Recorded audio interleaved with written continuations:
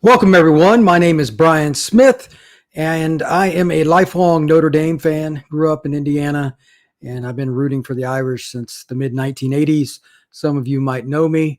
For those of you that don't, I am a recruiting junkie. If you go to my Twitter handle that I've got at the bottom of the screen, you can find a lot of recruiting information. I live in Tampa, mostly cover the state of Florida, Georgia. But that aside, today is about Marcus Freeman, Tommy Rees, and quarterback play at Notre Dame. Kind of a long shot deal, not just 2022, but what 23 brings, 4 or 5, and on down the line.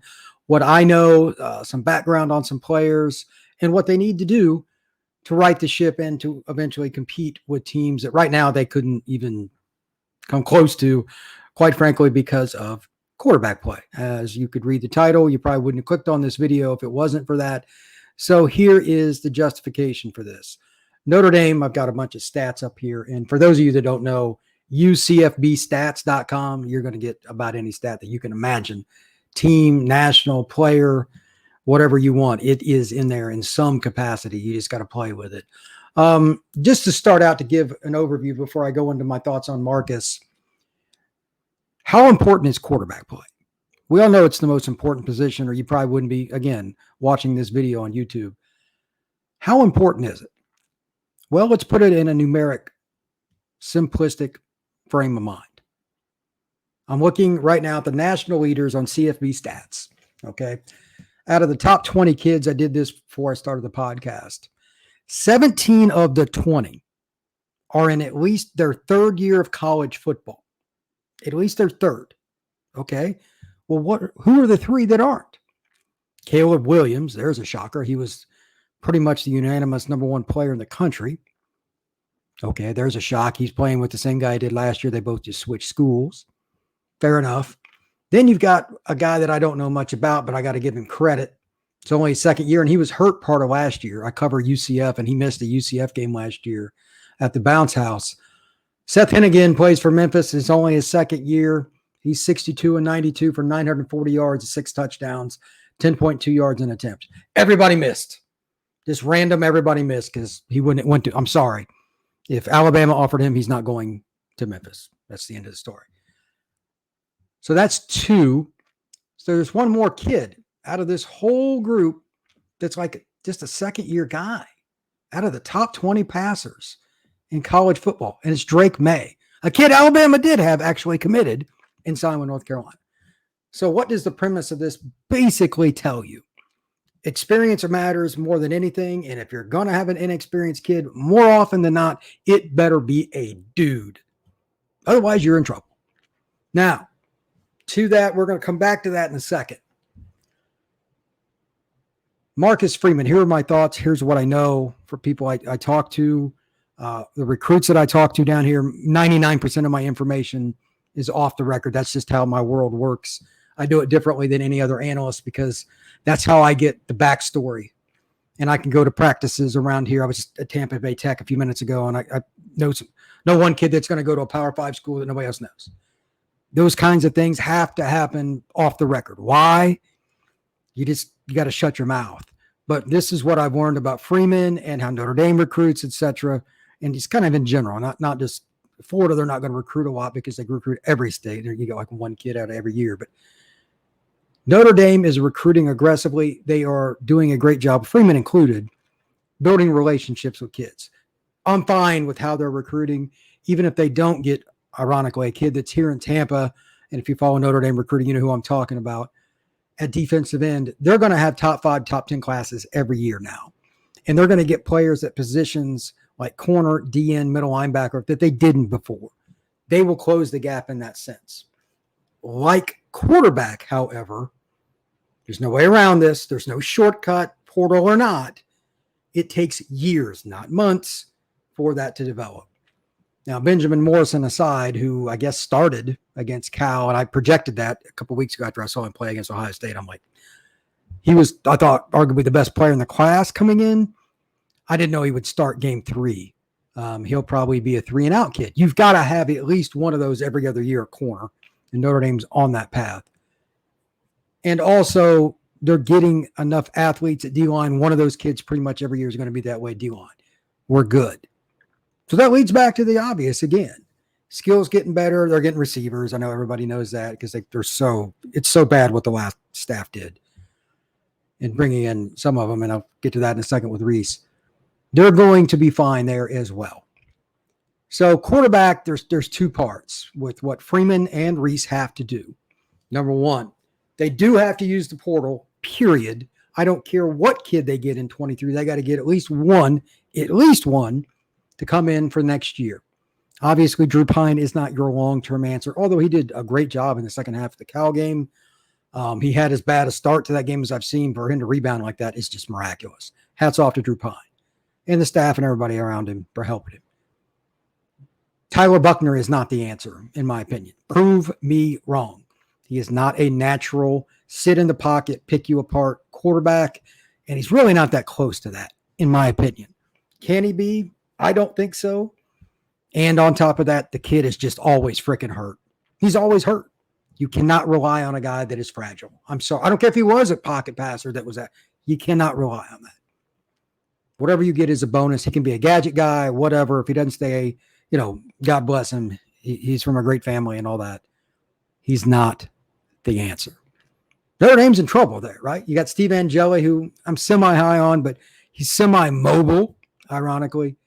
He's not going to run a ton of RPO. He could run it a little bit, but he's not got a cannon for an arm either. He's got a pretty decent one. Nothing great. Is he going to beat Alabama? The only question with all these kids at quarterback, can you beat Alabama? That's the only question that's relevant if you're Notre Dame. And for any other team that is at the top 20 in Power 5. Can you beat Alabama in a one-game scenario? Angeli, you possibly could, but receiver would have to improve tremendously, and they need portal help there too. I don't think so. Not likely. So that brings in what Freeman has done, and he more or less inherited Rees. I believe Rees knew he was staying regardless of who the head coach was, and that's how that was a very unique deal when Brian Kelly left. I'm not saying he would or wouldn't have hired Tom. I have no idea. But he pretty much was inheriting Tommy, and I don't know if it's a long-term fit because I believe Tommy is a better NFL-style coach, a guy that has, just what's best. Not saying he can't coach college. That's not accurate. I don't believe that Notre Dame is going to maximize their talent at quarterback year to year with Rees as the quarterback coach. And number one reason for that is this. He stinks at evaluating. He stinks. He picked Drew Pine. Not good enough. I flat out know firsthand there's a kid that ended up signing with an SEC school. I'll leave it out. That he could have had last year instead of Angeli, who's better. He didn't take that. I know A to B, flat out. They could have had. He failed on that. He picked Buchner early, which, they saw him, but they picked him instead of going after J.J. McCarthy. How's that working out? Rees stinks at evaluating. It's just fact. Is that the way you're going to win a national title? And the answer is no. So with that being said, what do you do? Tommy is an alum. He's, from all accounts, from what I've heard, he's a good guy. He's a pretty good coach, but he needs a pretty specific skill set to win. Square peg, round hole doesn't work in any genre, football included. Now, he opened it up, but he did so stubbornly. That doesn't work. I don't care if Tommy was sitting next to me. I'd tell him the same thing. It doesn't work, and I don't want to hear that he didn't do it that way. Baloney. I saw how they manipulated the situation for Buchner after he'd been here for over a year. If that's the only game plan you can come up with against Ohio State, then it's not good enough. And I know that they have receivers that are, not playing, banged up, this and that. They had some issues. They couldn't find a way to get a certain receiver from out west on the field. Don't want to hear it. Don't want to hear it. He doesn't know the play. I don't want to hear it. You can't tell me he can't run 4 or 5 route. I don't want to hear it. It's not good enough. Playbook too high if you're not maximizing your best talent. End of story. It is not negotiable. All of this plays into his style of recruiting. He needs too specific of a set. In my opinion, Notre Dame will be better off when he moves on. Does that mean it's going to be right away? I have no idea. But they're in a very awkward situation. I don't know if they'll end up with a 23 quarterback. I don't know if CJ Carr is going to manipulate the situation and decide to come into 23. They maybe try. I mean, they have to try to talk him into it. I mean, I get it. Personally, just because I hope CJ gets to enjoy high school, he doesn't. But that's, I'm a Notre Dame fan too. I wouldn't be disappointed if he did.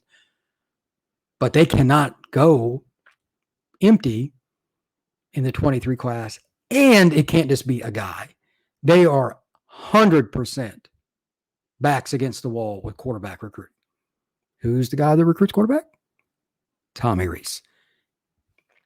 Now, they got hosed on the Dante Moore situation. And if you follow recruiting at all, you know the deal.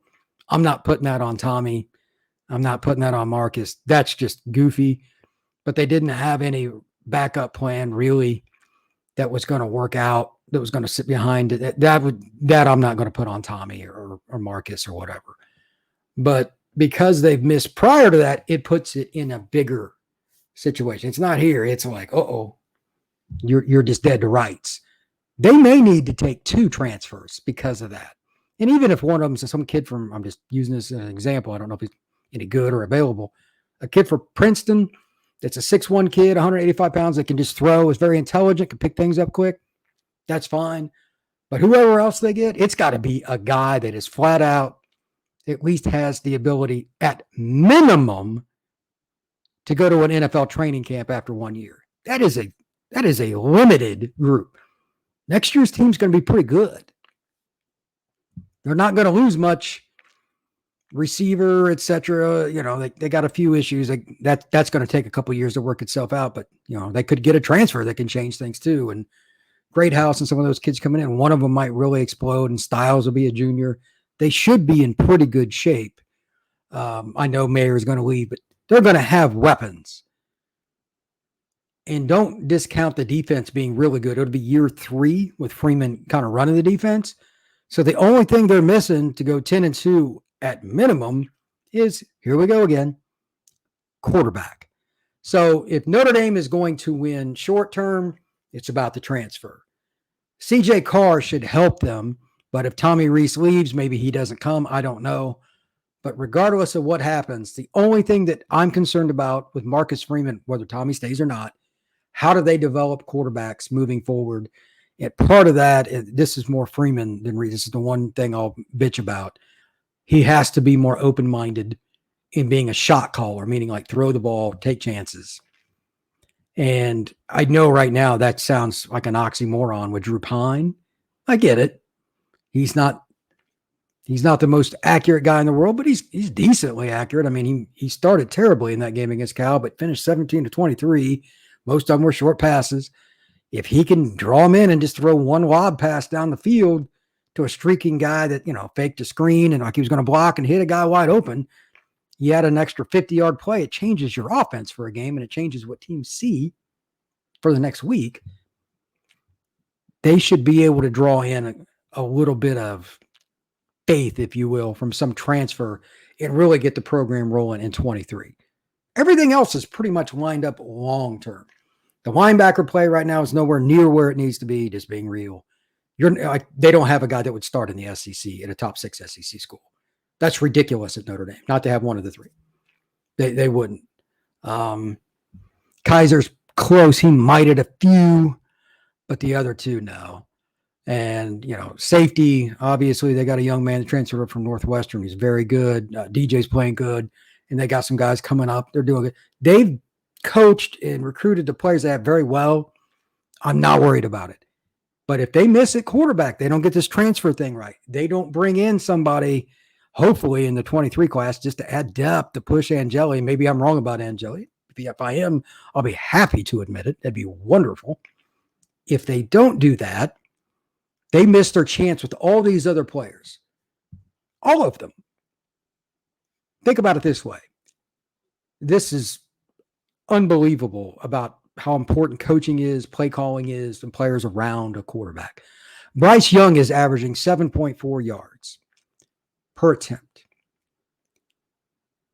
Notre Dame is averaging 6.9. Now, that's lower, and it's not very good, But if Bryce is only averaging a half yard more, it just shows you how every little detail matters. And that's why Nick Saban bitches like crazy about, well, he'll start warm-ups over again if the guys are taking it half-assed.